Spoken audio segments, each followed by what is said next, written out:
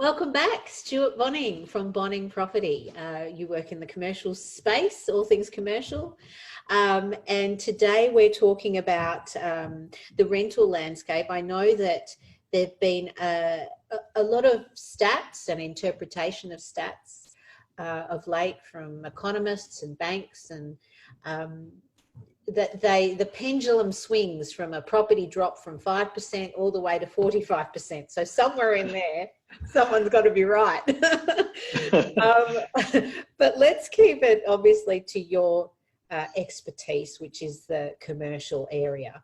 And I'd love to hear, and I'm not asking you to bring the crystal ball out, but I'd love to hear your take on how you see this playing out in the commercial sector over the next 6 to 12 months. And September, obviously we've spoken a lot about that in the residential sector, September being that sort of magic month where we're all sort of holding our breath and waiting to see how things will go. But just putting it over to you, that question of the 6 to 12 month period and where you see it going. Yeah, thanks, Tonya, and thanks for having me on again. It's nice to join you. Yeah. I find it quite curious that the economists, the narrative often, I mean, they have to by nature read a hell of a lot of statistics and pluck a few that they're going to try and sell you their story with. But the underlying principle that affects any economy beyond anything else, in my view, is confidence. And if you've got an unemployment situation that's volatile, and in the case of, I think particularly Victoria, we're highly exposed in the hospitality space. I saw some recent articles on that, because we pride ourselves in being the restaurant and cafe centre of the Australian universe. I don't know whether that's true or not. I'm not subscribing either way, but I think we are more fragile than other parts of Australia in that sense. You've got this unemployment situation that's continuing to escalate, and over the next 6 months, will probably that'll continue. And what unemployment does, of course, to confidence and consumer spending is quite dramatic.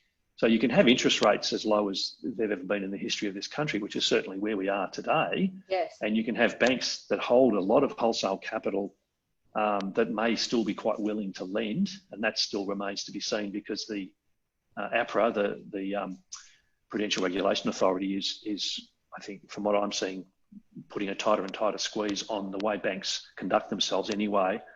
I think that we'll see the consumer will continue to tighten their belt, and they won't be spending in the same non-discretionary way that we've seen over the last decade. Some would argue over the last 2 decades, because it's been that long since we've seen any significant downturn in the economy. So what we'll find is that has, sort of coming back to commercial property, that has a direct impact. If turnovers are down because sales are down, that speaks to rent, which then speaks to capital values. And the banks will be watching this very, very closely. If you've provided a loan to value on a purchase for a client at say 70%, and you've valued the property at $10, and as a bank you now think it's worth $7, you're going to be knocking on your on the borrower's door and wanting them to top up the amount of capital.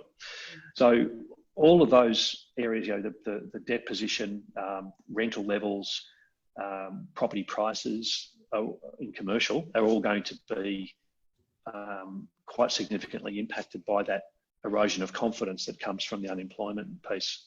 Mm-hmm. It's so all intrinsically interlinked. Yeah, good way to put it. Yeah. Look, thank you for shedding some light on that, and it's interesting. What are your thoughts? Just I wanted to get your thoughts on September and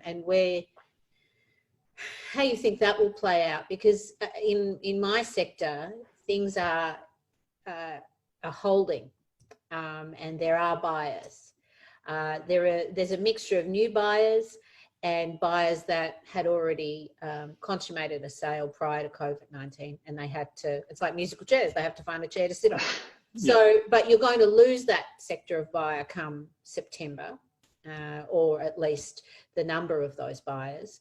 And obviously in September, we're seeing the amnesty on mortgages, come off, and JobKeeper will change, although the government seems to be changing all the time. So, but that's the way it is at the moment. Yeah. Any thoughts on how you see commercial? Will there be any change, or steady as she goes, or as a business as usual, or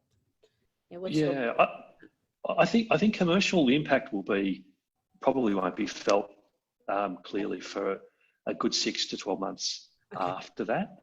Yeah. Okay. But I did also want to say, Tonya, that I know September's the line in the sand at the moment. Yes. I would expect that will change, because the government, and to their credit, they've I know this because I've got a client that sits on one of these advisory committees. The federal and state governments have collected up men and women in business that are very seasoned and experienced in successfully running businesses, and they've got these advisory groups helping them navigate through the pandemic and the impacts on the economy, which I think is really smart, because as a government, if you've been a career politician, your knowledge and skills in running a business may be somewhere between nil and very little. In a lot of cases, I know I'm generalising, but having some direct coalface input to how you manage these uncertain and unprecedented times, I think is really smart. So coming back to the September question, I guess it wouldn't surprise me at all if that gets blown out to Christmas or early next year, as more obvious pain and suffering comes through from different stats from different industries. And I should say, because those advisory groups are representing different industries within our economy as well. There's representatives from the property industry, from manufacturing, from tourism, the number of different industries, and these are captains of those industries that are advising government. Yeah.